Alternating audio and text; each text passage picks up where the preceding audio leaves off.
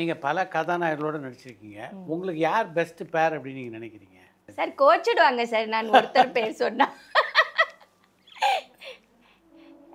எல்லாரும் நல்லா சார். எனக்கு வந்து I started off with Ajith sir. So he and me என்னோட எல்லா படங்களும் நல்லா ஹிட் ஆயிடுச்சு. I think we are a good jodi on the screen. Then Sarath sir and எல்லாரும் கூட. வணக்கம் வணக்கம் சார் வணக்கம். அதான் நான் சொன்னேன், இப்போ அவங்க ஆர்டிஸ்ட் கிடையாது, அவங்க டைரக்டர் அப்படின்னு. இப்போ ஐயோ டைரக்டரும் டைரக்டர் ஷார்ட் ஃபிலிம்லாம் போட்டு பயங்கர பாராட்டு அவங்களுக்கு. என்னோட ஃபர்ஸ்ட் படத்தினுடைய கதாநாயகி நீங்க, ஆமா ஹீரோயின். ஆமா ஆமா, அஜித் தொடர்ந்து ஒரு படம் பண்ணோம். ஆமா அதுல ஒரு நல்ல விஷயங்கள் எப்படி இருக்குன்னா, முதல் நாள் ஷூட்டிங்கு, அந்த முதல் நாள் ஷூட்டிங்ல நீங்க வந்துட்டீங்க, மேக்கப் போட்டீங்க, அஜித் வந்துட்டாங்க, ஹீரா வந்து எல்லாம் கலந்து போட்ட பேர் அப்படியே போட்டு, ஆமா ரெடி ஆயிட்டு எனக்கு ஃபோன் விக்ரம் சார் முன்னெடுத்து கொடுத்த படத்துல நடிக்கிறதுக்கு ஒரு ஹாஃப் டே வந்துட்டு போவோம்.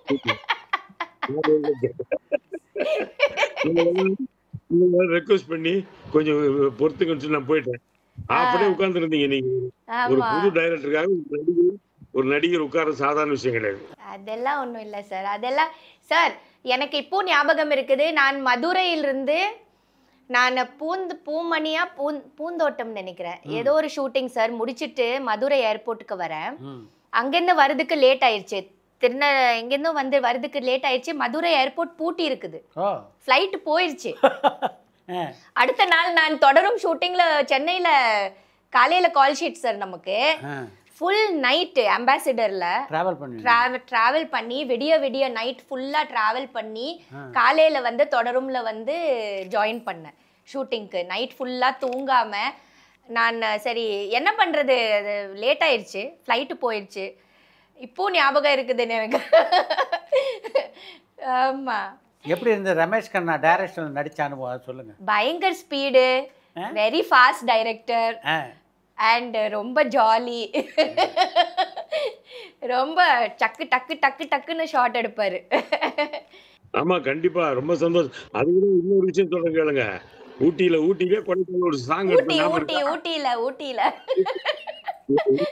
மரத்துல தொங்க விட்டு எனக்கு ஆமா எனக்கு பண்ண அலச்சாட்டியும் கிடையாது அந்த பாட்டுல. எனக்கு வந்து தொங்கு விட்டு சார் ரோப் போட்டு என்னென்னமோ பண்ணாங்க, கட்டி வச்சு ரோப் போட்டு இழுத்து மேல உட்கார காய்கறி எல்லாம் கொட்டு நட்டு வச்சு சார். சூப்பர் கதாபாத்திரம் அது. என்ன அருமையான ஒரு கதாபாத்திரம், என்ன அருமையான ஒரு படம். அதை இப்ப சமீபத்துல கூட நான் பார்த்தேன். சிரிச்சு சிரிச்சு என்ன இனியா பிரியங்கா கூட சிரிச்சு சிரிச்சு பார்த்துட்டு இருக்கிறாங்க. அந்த ஸ்டார்டிங் ஒரு பாட்டு இருக்குது இல்லையா, இதுதான் மாப்பிள்ள என்னது அந்த வண்டி, அந்த கல்யாணம் நடக்கிற அந்த காமெடி பாட்டு, ஸ்டார்டிங் பாட்டு ஃபுல்லா சாங்ல தான் வரும். அந்த மொத்தமா எவ்வளவு பியூட்டிஃபுல்லா இருக்குது. அந்த படம் தொடர் முடிஞ்சு உன்னிடத்துக்கு ரிலீஸ் ஆகி அப்புறம் பார்த்து திரும்பி பார்த்து அடுத்த படம் நீ வருவாயன. ஆமா கூட ஒரு நாள் பயங்கரமா நீங்க அந்த பாட்டு பாடுவீங்களா, பூங்குயிலுக்கு பாட்டு ராத்திரிலாம்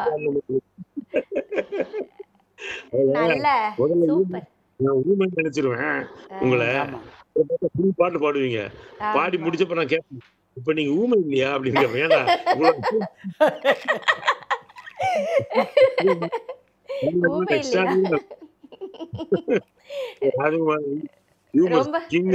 ரொம்ப சூப்பரா இருந்தது அந்த அந்த பேங்க் சீன் சார். கலக்கிருப்பீங்க அந்த பேங்க் சீன்ல. Thank you, bye sir. பெரிய திரையில ஒரு மிகப்பெரிய நட்சத்திரமா இருக்கும்போது தான் நீங்க சின்ன திரைக்கு வந்தீங்க.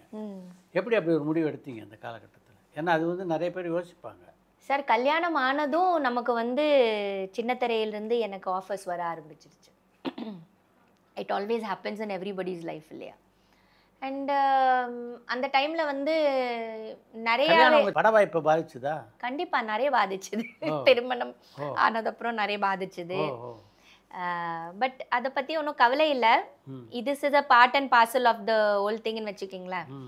சின்ன திரையில வருதுன்னா அப்போ வந்து நான் நினைக்கிறேன் அது ஒரு கோல்டன் டைம் ஆஃப் டெலிவிஷன்.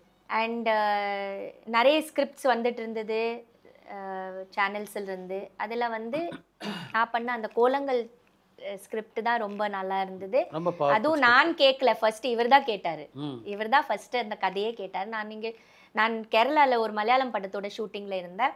அதனால எனக்காக வந்து கதை அவர் தான் கேட்டாரு. கேட்டுட்டு நல்லா இருக்கு, பெரிய கம்பெனி விகடன், ஆனந்த விகடன். அதுக்கப்புறம் டீமும் ரொம்ப நல்லா இருக்கு, கதை சூப்பரா இருக்கு, டைரக்டர் ரொம்ப தெளிவா இருக்காரு, ரொம்ப நல்லா பண்ணுவார்னு நினைக்கிறேன். அப்படி சொல்லி இவர் தான் வந்து என்னை வந்து அந்த கான்ஃபிடென்ஸ் கொடுத்தாரு, நீ பண்ணு. ஏன்னா விகடன் வந்து பெரிய நல்ல ஆமா. கம்பெனி, பெரிய company, prime time, Sun TV, இதெல்லாம் வந்து எல்லாமே நல்லா இருக்கு, மிஸ் பண்ணக்கூடாது. அப்புறம் திருசெல்வம் சார் டைரக்டர் வந்து கதை சொல்லும்போது ஸ்டார்டிங் ஆஃப் த ஃபில்மோட சொன்னார், கதாபாத்திரம் அப்படியே ஃபுல்லாக கேரக்டரைசேஷன் எல்லாம் சொல்லிட்டு கிளைமேக்ஸும் சொல்லிட்டாரு. ஓ அருமை. ம். இந்த சீரியல் வந்து கிட்டத்தட்ட ஒரு 6-7 இயர்ஸ் போச்சு. ஆமா. ஆனால் அவர் வந்து கிளைமேக்ஸ் அதே மாதிரி தான் எடுத்தார். அருமை. அருமை. அது வந்து பெரிய விஷயம். மேடம் வணக்கம் மேடம். வணக்கம். மேடம் நாங்க தேனி மாவட்டம். தேனி, ஓகே. தேனியில வந்து ஷூட்டிங் பண்ணியிருக்கேன் நான். ஆமா மேடம், கும்மி பாட்டு ஒரு படம் தேனியில தான் ஷூட்டிங் நடந்தது. கும்மி பாட்டுல வந்து இந்த லாஸ்ட் சீன் ஒரு பையனை வச்சு நீங்க ஒரு சீன் அந்த அரளி விதை அரைச்சுக்கிட்டு இருக்க சீன். ஆமா. என் தம்பி தான் madam. Oh thank you, bye bye. தேவயானிக்கு எந்தெந்த நடிகைகள்லாம் பிடிக்கும்? ஸ்ரீதேவி மேம். ஸ்ரீதேவி. என்னோட ஃபர்ஸ்ட் ஹிந்தி ஃபில்மோட ஆடிஷனுக்கு வந்து அவங்களோட தான் ஒரு பாட்டை ரெடி ஆகி டான்ஸ் பண்ணி ஓ பயங்கரமா படிச்சு அவங்க பாட்டு அவங்க பாட்டு சாந்தினி படத்தோட ஒரு பாட்டு மேரே ஹாத்தோ மே நானோ சூடியா, அந்த பாட்டை வந்து ரிஹர்சல் பண்ணி பயங்கரமா அதை ப்ராக்டிஸ் பண்ணி அந்த அவங்களோட பிட்டு தான் டான்ஸ் பண்ணி காமிச்சு தான் அந்த சான்ஸ் எனக்கு கிடைச்சது. 2 டைலாகும் ஒரு பாட்டு ஆடி தான் காமிச்சேன். ஸோ ஸ்ரீதேவி மேம் எனக்கு ரொம்ப ரொம்ப பிடிக்கும், அவங்க பண்ண படங்கள் ரொம்ப பிடிக்கும். சாவித்ரி அம்மா பிடிக்கும். எனக்கு வந்து but I am crazy fan of Sridevi ma'am. Sridevi. அப்போ அந்த சினிமா காலத்தில் பார்த்தீங்கன்னா நிறைய பேர் மாடர்ன் ட்ரெஸ்ஸில் ஒரு கவர்ச்சிகரமான கதாபாத்திரம் தான் பண்ணிட்டு இருந்தாங்க. இது போன்ற கதாபாத்திரம் நடிக்கக்கூடாதுன்றது முன்னாடியே எடுத்துட்டீங்களா முடிவு நீங்கள்? இல்லை சார், காதல் கோட்டை அந்த படத்தினால தான் எல்லாமே மாறிடுச்சு. எனக்கு வந்து எப்போவுமே ஒரு இந்த மாதிரி தான் ட்ரெடிஷ்னலாக இருக்கணும், நல்ல கதாபாத்திரங்கள் செய்யணும்னு தான் எனக்கு எப்போவுமே விருப்பம். பட் எனக்கு அப்போ வந்து 1-2 படங்கள் நான் பண்ணேன் ஸ்டார்டிங்கில், காதல் கோட்டைக்கு முன்னாடி. நான் அதை ரிக்ரெட் பண்ண மாட்டேன், ஏன்னா வந்து அதுதான் வந்து ஒரு படிக்கட்டு மாதிரி நினைக்கிறேன். என்னோட ஸ்டார்டிங் படிக்கட்டு தான். காதல் கோட்டை நடந்தது ஒரு நல்ல விஷயம். அதுக்கப்புறமா எல்லாமே மாறிடுச்சு. எனக்கு அந்த மாதிரி தான் கதாபாத்திரங்கள் எனக்கு கிடைக்க ஆரம்பிச்சிருச்சு, நல்ல நல்ல கதாபாத்திரங்கள் கிடைச்ச ஆரம்பிச்சு. அப்புறம் தான் நான் முடிவு பண்ணேன், சரி இனிமேல் நம்ம இப்படி தான் இருப்போம், இப்படி தான் நடிப்போம், இந்த மாதிரி நல்ல ரோல்ஸ் தான் பண்ணுவோம். ட்ரெஸ்ஸிங் கூட இதே மாதிரி தான் ட்ரெஸ்ஸிங் பண்ணணும், கரெக்டான ட்ரெஸ்ஸஸ் போடணும், கரெக்டாக நடிக்கணும். அது எல்லாமே காதல் கோட்டை படத்தினால் தான் நடந்தது. வணக்கம். வணக்கம் சித்ராலட்சுமி சார். வணக்கம். மேடம், நீங்க விக்ரமன் சார், கே.எஸ். ரவிக்குமார், அப்புறம் அவங்க லிங்குசாமி, அப்புறம் அவங்க அசிஸ்டன்ட் எல்லாம் கூட நான் ஒர்க் பண்ணிக்கிறேன் மேடம். அதே மாதிரி மற்ற டைரக்டர்ஸ் கூட யாராவது அசிஸ்டன்ட் ஒர்க் பண்ணிக்கிறேன் மேடம். நான் நிறைய புது இயக்குனர் கூட நான் ஒர்க் பண்ணியிருக்கேன் நிறைய. 90% என்னோட ஃபிலிம்ஸில் எல்லா டெபியூ டைரக்டர்ஸ் தான். அந்த டைமில் நிறைய சினிமா பண்ணும்போது எல்லாமே வந்து அசிஸ்டன்ஸு, விக்ரமன் சாரோட அசிஸ்டண்ட்டு, கே.எஸ். ரவிக்குமார் சாரோட அசிஸ்டன்ஸு, சுந்தர் சியோட அசிஸ்டன்ஸு, இந்த மாதிரி நிறைய பேர் நல்லா மோஸ்ட்லி நியூ கமர்ஸ் கூட தான் ஒர்க் பண்ணியிருக்கேன் நான். ஆனால் பெரிய டாக்டர் பி வாசு அவங்க டாக்டர் கூட ஒர்க் பண்ணு மிஸ் பண்ணிருக்கீங்களா? பி வாசு பி வாசு சாரோட ஃபிலிம் எனக்கு வாய்ப்பு வரல. கண்டிப்பாக நல்ல டைரக்டர்ஸ், இப்போ பாலச்சந்திரன் சார் கூட ஒர்க் பண்ண முடியல, பாரதி ராஜா சாரோட டைரெக்ஷனில் ஒர்க் பண்ணலை. படம் பண்ணுறதுக்கு அந்த சந்தர்ப்பம் கிடைக்கலன்னு ஃபீல் பண்ணுவேன் கண்டிப்பாக. Thanks sir. பல நல்ல நல்ல பாடல்கள் உங்களுடைய திரைப்பயணத்தில் அமைஞ்சிருக்கு. இதில் எந்தெந்த மியூசிக் டைரக்டர்லாம் சந்திச்சிருக்கீங்க? எல்லாரையும் சந்திச்சிருக்கேன் சார். எனக்கு நிறைய நான் பண்ண பாடல்கள் வந்து ஆரம்பத்தில் ராஜ்குமார் நிறைய பண்ணியிருக்காரு, தேவா சார் பண்ணியிருக்காரு, நிறைய படங்கள் ராஜா சார் பண்ணியிருக்காரு, என்னோட நிறைய படங்கள். இப்போ என்னோட ஷார்ட் ஃபிலிமில் ராஜா சார் தான் இசை. ஓ ஆமா, அருமை. ராஜா சார் தான் இசை, லெனின் சார் தான் எடிட்டர், ஆ எல்லாம் பெரிய பெரிய டெக்னீஷியன்ஸ் எனக்கு சப்போர்ட் பண்ணிட்டாங்க. Super super. என்ன சொன்னார் ராஜா படத்தை பார்த்துட்டு? கண்டென்ட் போய் ஃபர்ஸ்ட் நான் சார்கிட்ட அப்பாயின்மெண்ட் வாங்கிட்டு அந்த கதையோட அந்த நாட் சொன்னேன்.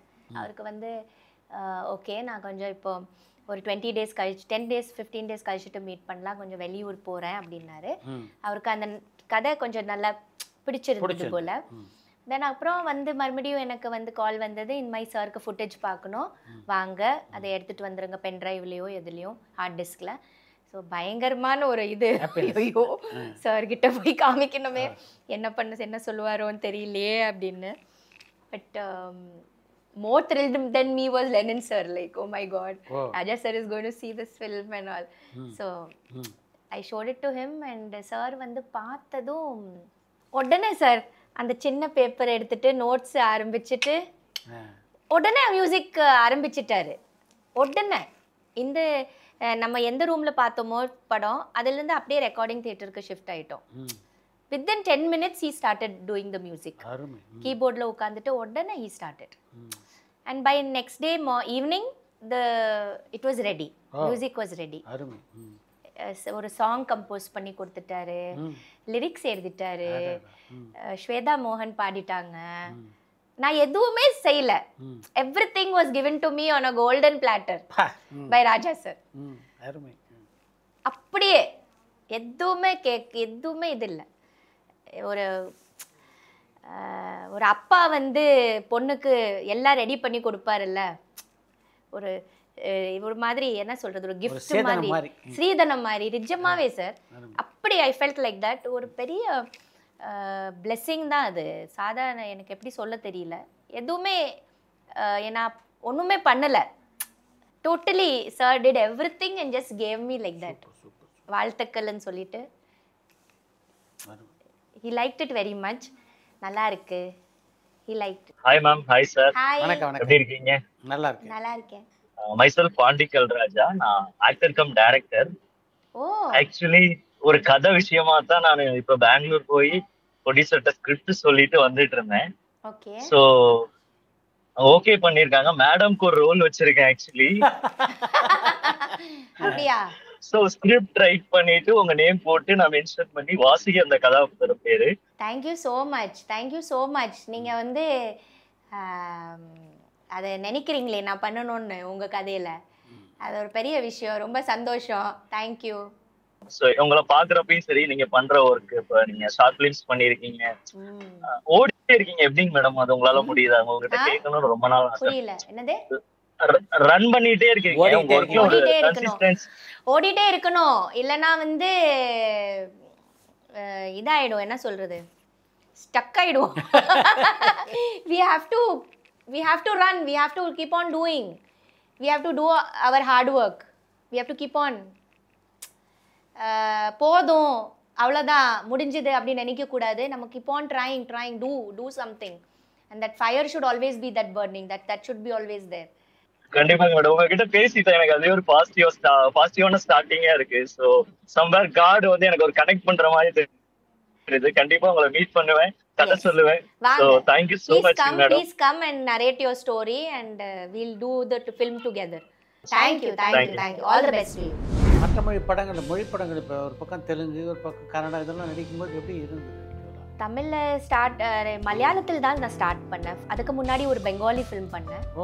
அதுக்கப்புறம் Malayalam. Language is a must நினைக்கிறேன். லாங்குவேஜ் தெரிஞ்சா நல்லது. பட்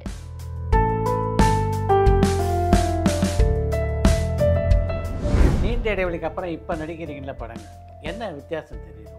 மேக்கிங் ஸ்டைல் எல்லாமே மாறி இருக்குது. நான் நியூ ஜெனரேஷன் டைரக்டர்ஸ் உள்ளே வந்திருக்காங்க. அவங்களுக்கு எல்லாமே கொஞ்சம் டிஃப்ரெண்ட்டாக இருக்குது. நம்ம ஓல்டு ஸ்கூல் இருந்து வந்திருக்கோம். ஸோ இப்போ இருக்கிற டைரக்டர்ஸ் வந்து கொஞ்சம்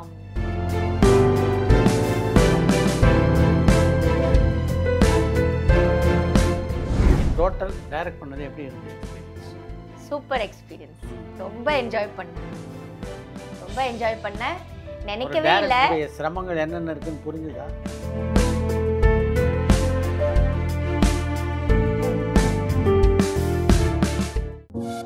பரபரப்பான சினிமா செய்திகள், நட்சத்திரங்களின் பேட்டிகள், சினிமா வரலாறு ஆகியவற்றை பார்க்கவும் படிக்கவும் உங்களுக்கான இணையதளம் tourantalkies.co.